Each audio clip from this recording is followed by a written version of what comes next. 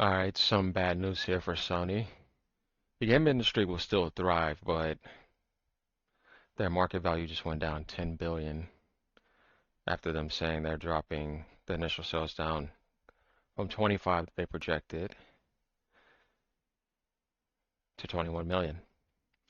And this is kind of their fault. They said that they were going to sell 25 million.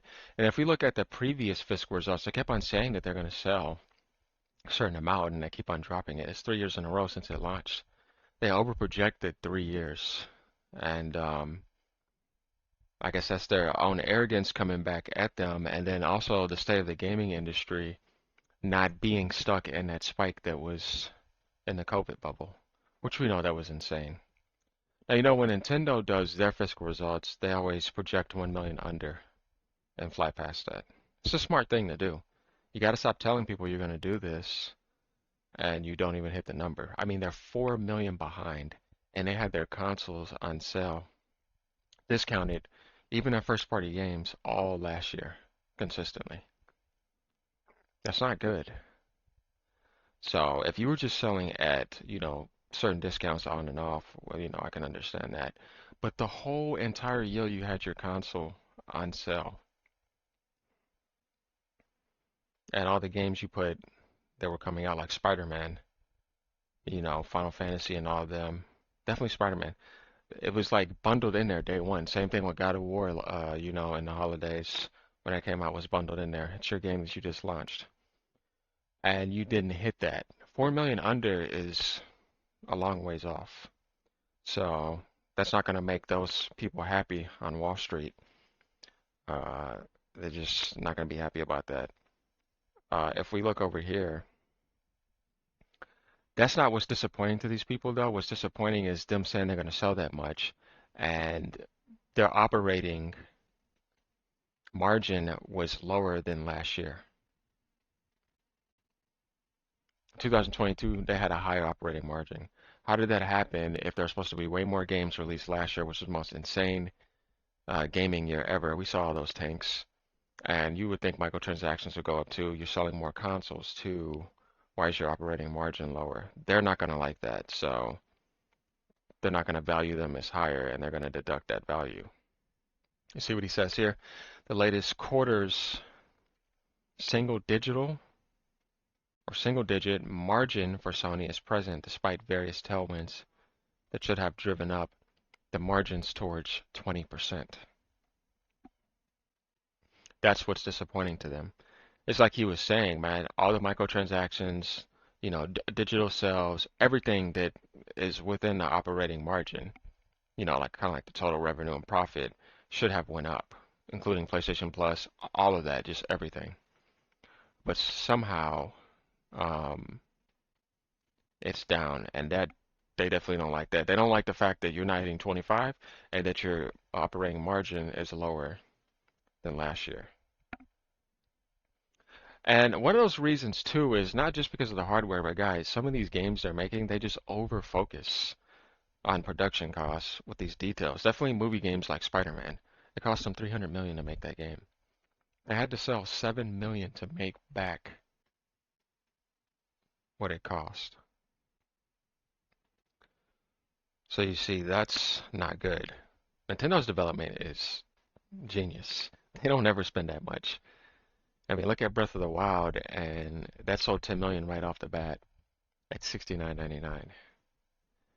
And you see their sales, it's absolutely insane.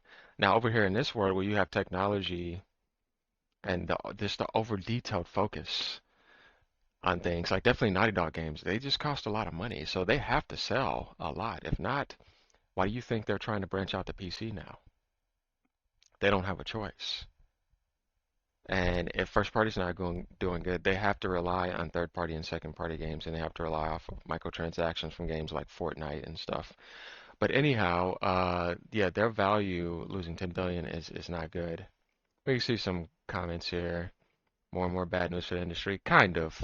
We're just out of the bubble. Things are rebalancing itself out of that COVID bubble. So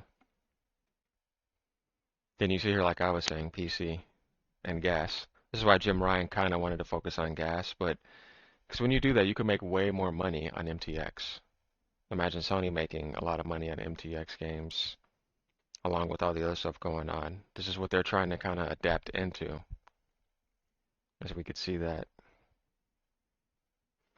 You're saying, I don't know why Spider-Man 2 had cost 20. Well, it's just the way it is, and it's a Marvel licensed IP.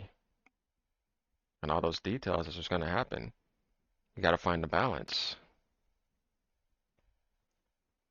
These AAA games that people are just over focusing on details with and all this nonsense. I mean, guys, when we're playing a game, sometimes we just don't pay much attention to that stuff. So, games now, every damn game looks good. So we see some of these comments, a little bit of people are worried. But that doesn't mean that it's bad news for the gaming industry. It just means that people need to rebalance the way they do things going forth now. And for Sony, we're going to see what happens this year, but they announced that there is no, huge AAA games coming to 2025, but they just had a big hit right now, which I'm playing, and I love Helldivers 2. And that's a live service game, so that's doing well. So they need that to happen now. Now they have to really get their live service games right, and they cannot fail. This is one of the reasons they acquired Bungie, because Bungie has a lot of experience in that. So we're going to see what happens with that. For Sony, yeah, they want to do something about this. Microsoft, $1 trillion company, you know what I mean? Richest company in the world. They don't have to worry about anything. And Nintendo is all gaming, but they're not going to be in this type of position. They'll be fine. But it doesn't mean that it's doom world for Sony. It just means that they're not all that these people thought they were going to be by what they were projecting them last fiscal quarter. It's just disappointing.